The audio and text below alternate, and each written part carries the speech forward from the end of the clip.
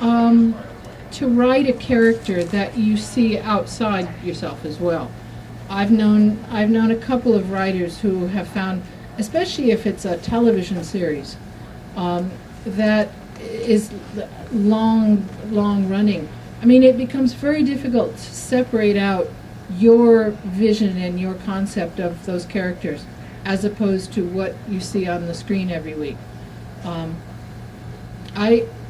I think if it were to go into a regular television thing, I probably would not watch it, just because for the same reason I don't read pastiches, is because it's too confusing. It confuses my little brain. But I think it would be a fun project for a large movie. I think it would be interesting to see. Yeah. Well, my daughter and I have just been anxiously awaiting a movie. But my question is, if there were a movie to be made, could you have the say? Could you have power over who they cast and how you? The question is about how much authority a writer has. Very little. I mean, a writer really, you basically sign the project over and agree to trust. And that really is the only way it works, because a film is such a complex piece of business that no writer can possibly, understand all the reasons for doing things. It's why you have agents. It's why you have people, representing you, so that they work it, that you have as much say as you possibly can. But basically, you turn it over. Your baby goes out in the world, and you say, "Right when you get time, honey." We might not watch it either. I think I'm very much looking forward, for example, to the Robert Downey Jr. Experiment with Holmes in December. I mean, I think one doesn't tend to think of Holmes as being an action hero, but there are certainly scenes in the Conan Doyle stories which are just that. I mean, he does have a background as a boxer, and is specifically talked about in one of the stories, and a fencer. We forget that he's a young man for an awful lot of his career. We think of him as a middle-aged guy sitting in a chair doing drugs, but in fact, that the images of Sidney Paget's brother, Sidney Paget's older brother, are what we saw in The Strand, and what has given Holmes a physical reality for people over the years. But that was the model, was this older, thin man, not a man the age that he was when he started. So it'll be interesting. I'm looking forward to it. In the green, yeah. Considering how well known, relatively speaking, the Hound Pastor was it particularly intimidating to write the Moor? Was it intimidating to write the Moor? No. I think that I got over the whole intimidation factor fairly early. Basically, as a writer, you never really believed anyone else is going to hear the story. I mean, that's the way it works for me. I write a story, and when I finish it, I then will give it to my editor, and it becomes something else. It then becomes a project that we are working on, that we are making into a book together. But that original story that I'm telling myself, I almost never consider what other people will make of it. In the first draft, I mean, in the second draft, obviously you have to make sure that anyone who doesn't know what you're talking about will be able to figure it out. And that's where you get into things like, if someone's picking up this hardback as the first, you don't want it to be confusing. You want it to make sense as a novel. So that you have to put in just enough hints and tips and explanation that it gives it a foundation, without just dumping the entire however many years of history you have on there. Is it 9 now? No. Because there's no point in that. You need to start with this story and move forward. But you do need to know, well, yeah, they were in India, they were in California. So, yeah. What was your impetus for the Kate Martinelli books? The Kate Martinelli books.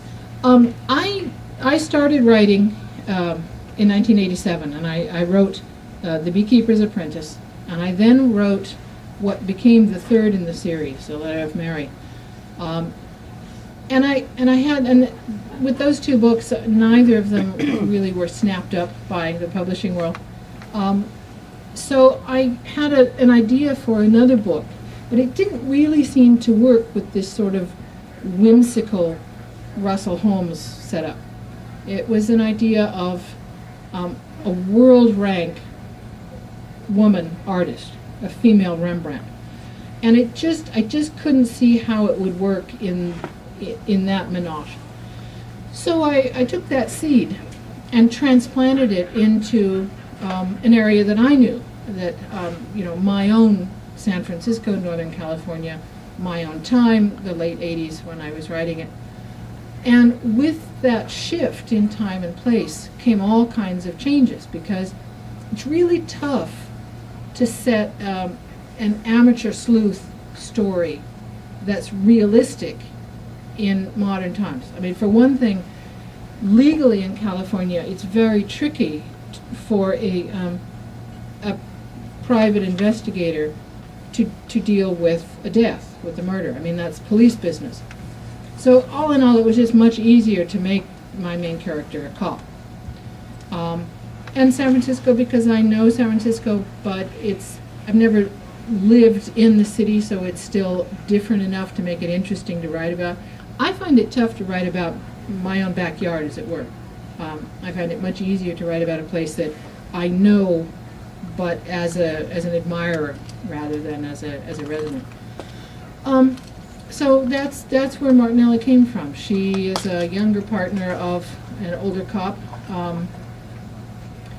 and often I'm asked why I made her gay, which question never really makes a whole lot of sense to me, because I don't really choose characteristics for my characters. Some of them, the lesser characters, I do, but Martinelli is probably gay because I wanted to write about her friendship with her male partner without the sexual tension that you often get in cop books where you have a male and female partner. I just wanted to write about that kind of exploration of a friendship. And it seemed, looking back, I think that's the reason why I went in that direction with her.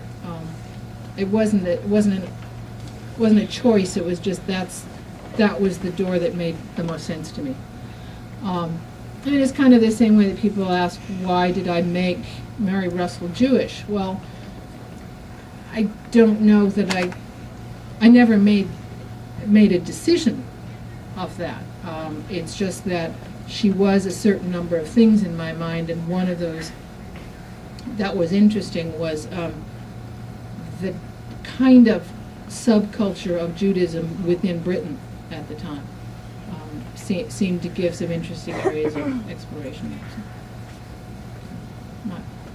It's it sounds kind of cute to talk about your characters taking over, or your characters telling you what you need to do. In fact, it's a kind of shorthand. It's the way a writer talks about the organic side of the writing process. Is some of the decisions you make are deliberate. You're okay. I need a plot climax in here because it's kind of sagging, but others are gut work. You're going with what feels right, and that's what you're talking about when you say, I didn't make my character anything. She told me what she was. It sounds cute, but it's just shorthand. Really, honestly, it's not cute. There's a question over here. Yeah. Out of the Russell books, which one was the hardest for you to write? The hardest to write. I suppose technically, Locked Rooms was the trickiest, because there's several points of view in that one, and it's not immediately natural if you have a series that is generally first person.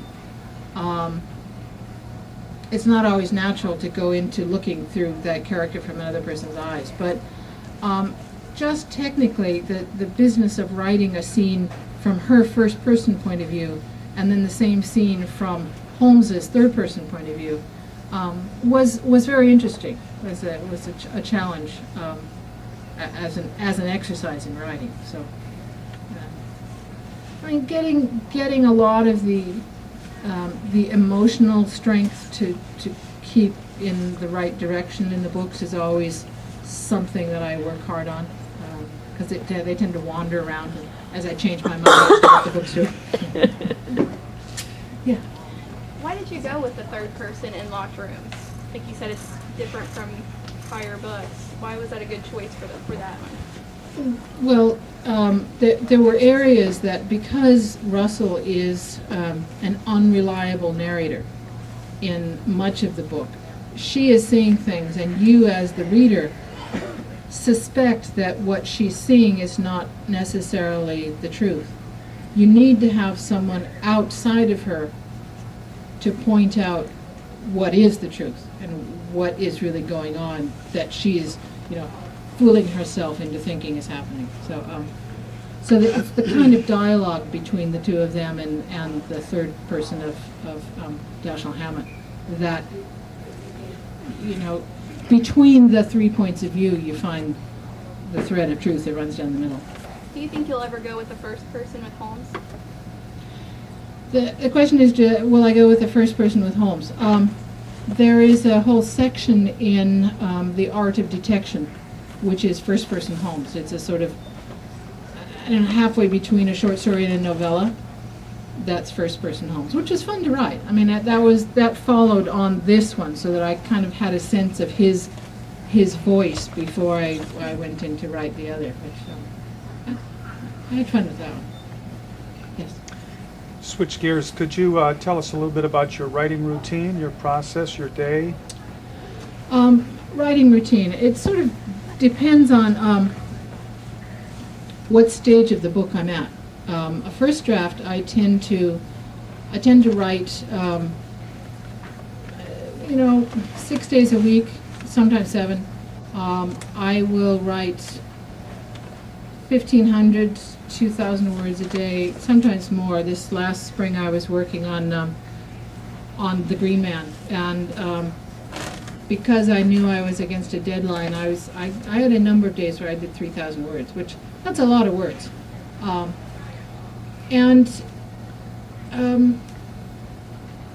then try, when I get to the end of the first draft, I'll send it off to my editor, and she's the only person who I give it to because it's a mess. I mean, my first drafts are completely illegible. Characters disappear, characters appear out of nowhere, their names change, references made to something with a bunch of X's, and that's it. My editor and I have worked together long enough that she knows that what I'm doing with the thing. Most editors would get a manuscript like that and they'd cancel the contract because really it's a complete mess. But she gives me some very sound advice. Generally, we are in agreement as to what the book needs and where its weaknesses are. But I try and work it so that I then can take a break of 2 or 3 weeks, so that when I pick the manuscript up again, it's cold, and I'm seeing it for what it actually is rather than what I think it is. A first draft, 350 pages sort of thing, takes me about 3 months, and the rewrite usually takes me longer. The Russell rewrites take longer than the Martinelli rewrites. Martinelli's take longer in the first draft generally. But the Russells have a lot of, have a lot on the texture of language in the Russells, because that's her style.